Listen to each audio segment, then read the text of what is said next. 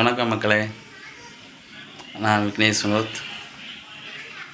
இன்றைக்கி ஒரு வழியாக விஜய் சார் முதலமைச்சராக பதவி ஏற்றுட்டார். இது எப்படின்னா, மே 4 ரிசல்ட்லேருந்து அப்படி இழுத்து இப்படி இழுத்து ஒரு வழியாக கஷ்டப்பட்டு கிட்டத்தட்ட டிஎம்கேவுடைய கூட்டணி கட்சிகளான ஒரு 4 கட்சிகளை உள்ள இழுத்து சப்போர்ட் பண்ணுங்க அப்படி சொல்லி இன்றைக்கி முதலமைச்சர் பதவியை ஏற்றுட்டார். விஜய் சாருக்கு வாழ்த்துக்கள். அவர் கூட இருக்கிற எம்எல்ஏக்கள், அடுத்த அமைச்சராக போகிற ஆட்களுக்கு வாழ்த்துக்கள். தமிழ்நாடு மீண்டும் ஒரு இந்த தேர்தல் ஏற்கனவே ஒரு தடவை சொல்லியிருக்கிறேன். இந்த தேர்தல் பார்த்திங்கன்னா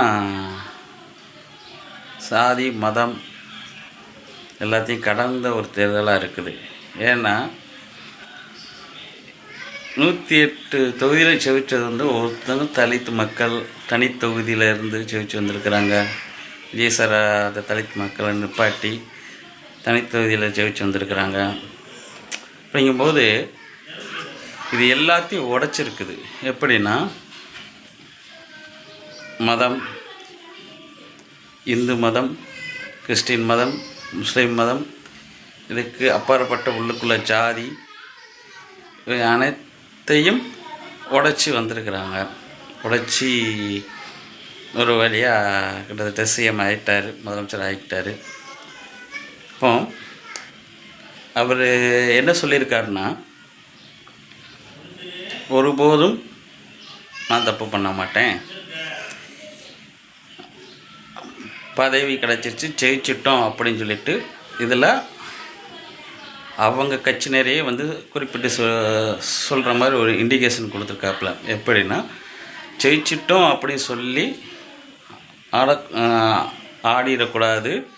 அப்படியே உங்களுக்கு உள்ளுக்குள்ளே நினப்பு இருந்துச்சுன்னா அரெஸ்ட் பண்ணிடுங்க அப்படின்னு சொல்லி விஜய் சார் சொல்லியிருக்கிறாரு. இதில் அது வரைக்கும் நல்ல விஷயம், சூப்பராக சொல்லியிருக்காப்புல, நல்லா பேசியிருக்காரு. ரெண்டாவது, இதுக்கு முன்னாடி உள்ள அரசாங்கம் இந்த மாதிரி கடன் வாங்கி 10 லட்சம் கோடியோ வாங்கி வச்சுருக்காங்க. அது உள்ளுக்குள்ளே எப்படி இருக்குது என்ன இருக்குதுன்னு தெரியாது. அதை ஒரு வெள்ளரிக்கை விடுவேன்னு சொல்லியிருக்கிறாங்க. இப்போ இந்த விஷயம்லாம் நல்லா சூப்பராக அழகாக நல்லா பேசியிருக்கிறாங்க. அதே இது எனக்கு கொஞ்சம் அவகாசமும் கொடுங்க அப்படின்னு நான் இதுலேயே இன்னும் இப்போ ஒரு கரெக்டாக தேர்தல் முடிவு 4ஆம் தேதி வந்துருக்கு. அதுக்கு மறுநாள் இன்னமும் ஒரு வீடியோ போட்டேன். அப்போவே நான் அதை தான் சொல்லியிருப்பேன். ஒரு புது கட்சி உள்ளே வராங்க, அவங்களுக்கு சில விஷயங்கள் புரியும் புரியாது, தெரியும் தெரியாது அப்படிங்கிற மாதிரி ஒன்று இருக்கும். அதை அவங்களுக்கு எப்போவுமே புதுசாக வரவங்களுக்கு கொஞ்சம் அவகாசம் கொடுக்கணும். என்னை பொறுத்தளவுக்கு ஒரு வருஷம், மீதி 4 வருஷம் நீங்கள் எப்படி ஆள போகிறீங்க அப்படிங்கிறது என்னன்னு தெரியும். என்னென்னு அதுக்கப்புறம் தான் எதையுமே உங்கள் மேலே உள்ள தப்பு. ஏன்னா அந்த ஒரு வருஷத்துக்கு ஏன் அப்படிங்கிறதுனா, குறைஞ்சபட்சம் 6 மாதம். என்னுடைய இதில் நான் பர்சனலாக நான் சொல்கிறது ஒரு வருஷம் அப்படிங்கும்போது என்னென்னா, அதை கற்றுக்கிறதுக்கு எவ்வளோ பெரிய அதிகாரம் அப்படின்னு ஒன்று இருக்குது. முதலமைச்சர் பதவிங்கிறது 10,000 யானை சம கொண்ட அவ்வளோ பெரிய அதிகாரம். அப்போ அதை புதுசாக வர விஜய் அவர்கள் சார் தெரிஞ்சுக்கிற கொஞ்சம் நாள் பிடிக்கும். ஆனால் அதிலே இது இன்றைக்கி பேசுனதுலேயும் அவர் என்ன சொல்லியிருக்காரு, அவங்க கட்சியினரையே ஜெயிச்சிட்டோம் அப்படிங்கிற இடத்துல தப்பு செய்யக்கூடாது, அப்படி தப்பு செய்யணும்னு நினச்சிருந்தாலும் அது வேண்டாம்னு சொல்லியிருக்காரு. நல்ல விஷயம். மறுபடியும் அதை சொல்கிறத நல்லா இருக்குது, அந்த பேச்சு நல்லா இருக்குது. அதே மாதிரி எம்எல்ஏக்கள் 108 எம்எல்ஏக்களை சமீபமாக ஒரு எம்எல்ஏ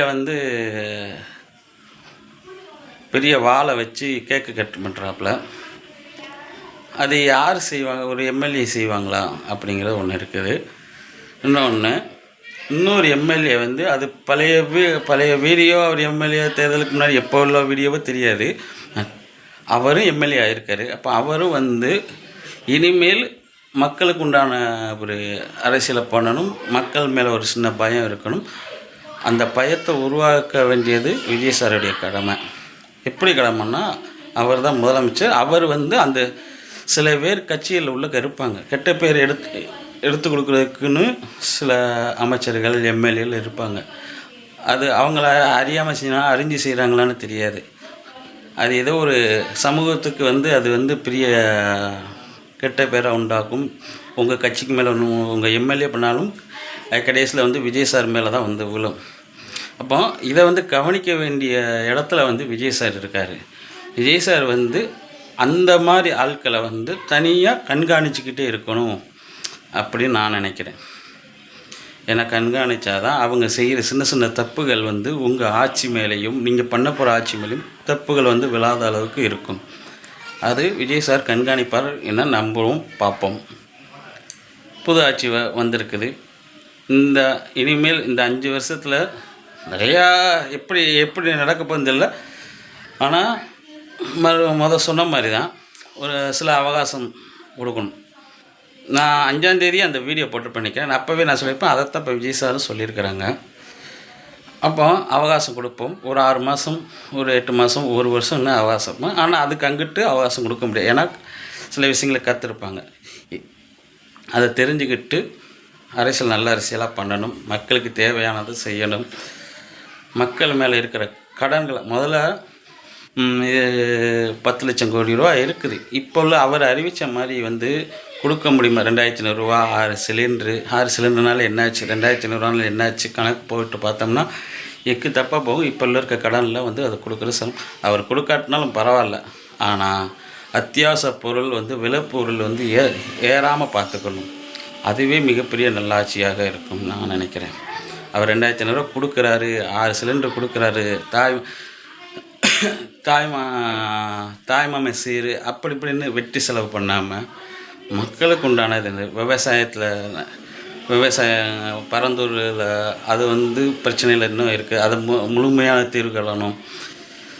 நிறைய விஷயங்கள் இருக்குது. அதெல்லாம் வந்து கண்காணித்து பார்த்து செஞ்சு பண்ணார்னா அவர் கண்ட்ரோலில் இருக்கணும்னு நான் ஆசைப்பட்றேன். ஏன்னா ஒவ்வொரு ஆள் கண்ட்ரோலையும் போச்சுன்னா அது தன்னுடைய அதிகாரத்தை துஷ்பிரயோகம் பண்ணிடுவாங்க. இது விஜய் சார் உன்னிப்பாக கவனிக்கணும்.